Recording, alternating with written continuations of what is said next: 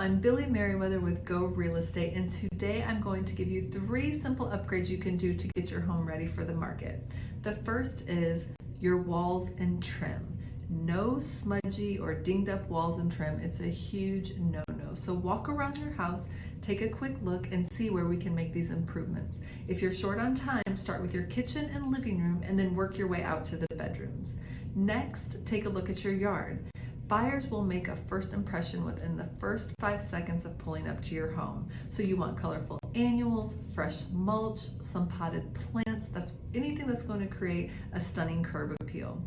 Last but definitely not least, and the most important upgrade that you can do is clean and declutter. And you're going to do this multiple times as you prepare your home.